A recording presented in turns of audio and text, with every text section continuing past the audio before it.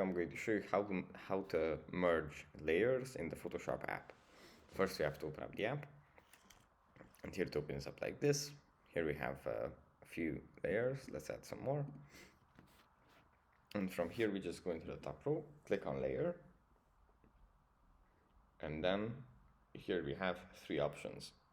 We have merge layers, which merges the selected layers. So for example, if I select these two, I can just press Command E and they are going to be merged.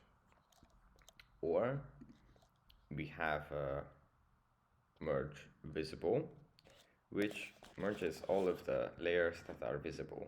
So for example, if I make this layer and this layer invisible, and I press Shift Command E, the only two layers that are going to be merged are the ones that were visible, so 3 and 1.